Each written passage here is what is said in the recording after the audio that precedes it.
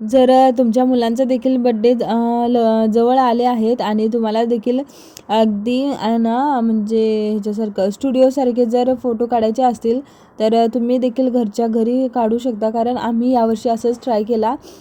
बघा इथं आमच्या अंशूला पण छान मस्त तयारी करून आणलं होतं. तर आम्ही पाठीमागचे 1-2 वर्षी फोटोशूट आहे ते स्टुडिओला केलं होतं. पण म्हटलं आता यावर्षी थोडंसं वेगळं काहीतरी करूयात. तर छान त्याच्यासाठी सगळी तयारी केली होती फोटोशूटसाठी. अगदी म्हणजे बलून्सपासून सगळे बलून्स आणले होते, केक्स वगैरे आणले होते. ज्या आता ट्रेंडिंग अशा चालू आहेत ना, ज्या रील वगैरे त्या पण सगळे छान बनवणार होतं. फक्त की एवढंच झालं की आम्हाला यायला खूप वेळ झाला. त्यामुळं जास्त फोटो जेवढे पाहिजे होते तेवढे झाले नाहीत. तर इकडं बघा अंशू आणि तिच्या बाबांची आहे ना पोज कशी द्यायची काय वगैरे त्याची तयारी चालू होती. तर अंशूनं पण खूप छान छान पोज दिलेले आहेत. छान मग इथं बाबा तिला सांगत होते की पोज वगैरे कशा द्यायच्या ते. आणि अंशूला देखील खूप छान छान अशा पोज दिलेल्या आहेत. तर ती या पद्धतीने बघा छान असे पोज देत होती. आणि पहिले बाबा फोटो काढत होते तेव्हा खूप छान तिने केलेले आहेत फोटो पोज. त्यानंतर एवढी बॅग भरून आम्ही आणले होते त्यामध्ये काय काय प्रोप्स वगैरे होते.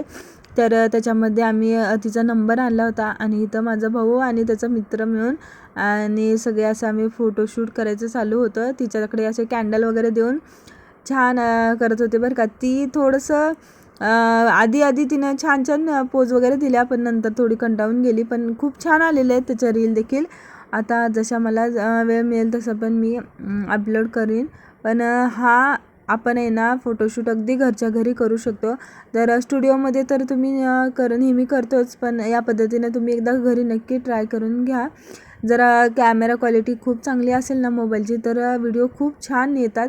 आणि हे असं मी सायकलवर वगैरे बसून 3 नंबरचा वगैरे असा बलून आणलेला होता. 3 नंबरचा वगैरे मोठा बलून आणला होता आणि बाकी सगळं छान फोटोशूट वगैरे झालं. पण माझे काही जास्त फोटो घेताच आले नाहीत कारण रात्र झाली आणि त्यामुळं काही नंतर फोटो घेता आले नाहीत. तर कसा वाटला व्हिडिओ नक्की कमेंट करून सांगा. बाय.